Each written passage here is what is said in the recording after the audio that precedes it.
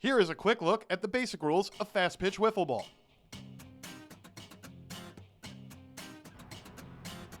Ooh. You need 3 to 5 players to field a team. In the field, you have a pitcher and 2 fielders. There is no set position for the fielders, but the most popular alignment looks like this. Unlike baseball, you can have unlimited substitutions in the field.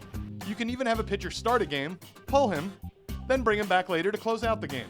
On offense, you can have no less than 3, but no more than 5 players in your lineup. Unlike baseball, you cannot pinch hit for a batter. The lineup cannot be changed during the game. The first thing you'll need is a bat and ball.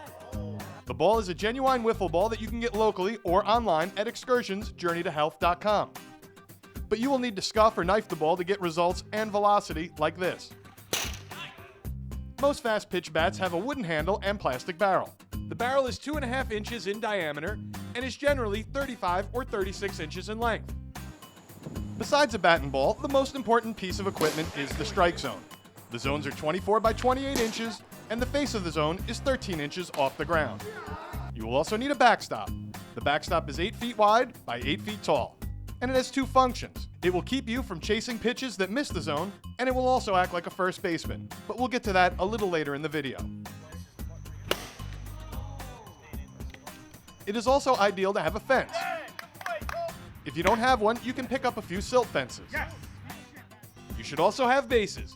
Even though we don't run bases, you'll need them to turn to, and they are key in determining fair and foul balls. If you can't paint lines on your field, get 2 small safety cones and 200 feet of caution tape for the foul lines. For those players that are a little more serious, Excursions Journey to Health has a huge selection of portable fencing and foul lines, as well as just about everything else you would need to get started.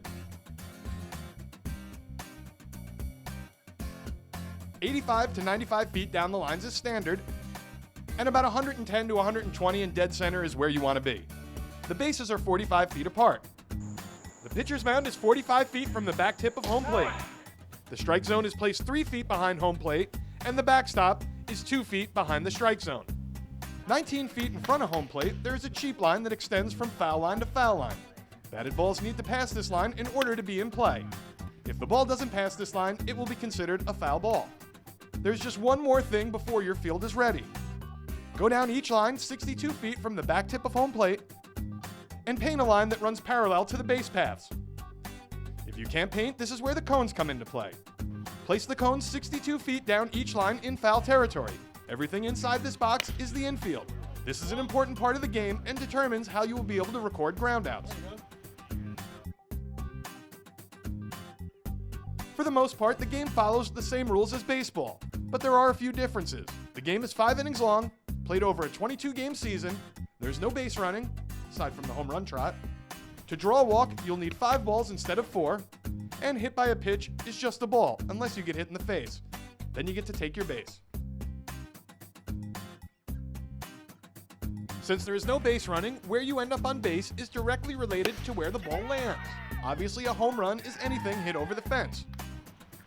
A triple is any ball that hits the outfield fence on a fly, as long as it's in fair territory, and that scores all base runners. A double is any ball that rolls or bounces to or past the fence. All base runners move 2 bases. And a single is any other ball that lands in fair territory. All base runners move 1 base.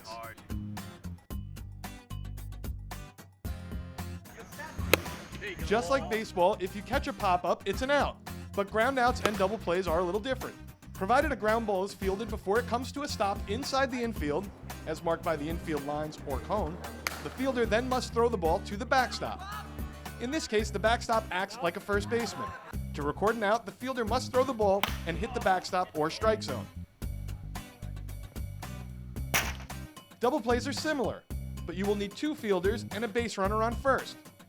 The first player will field the ball and then throw the ball to a second fielder covering second base. To complete the play, the fielder covering second must throw the ball and hit the backstop or strike zone. Groundouts and double plays will always result in the lead runners being called out. In addition to fielding a groundout and converting a double play as previously shown, the pitcher can also field any fair ball in front of the mound, whether it is moving or not. He can then throw to the backstop and successfully record an out by hitting the strike zone or backstop. The pitcher can also turn an unassisted double play with a runner on first by fielding a ball and hitting the strike zone on a fly. For a more in-depth view of the rules, visit our forum at PalisadesWBL.com and download our 2012 rulebook.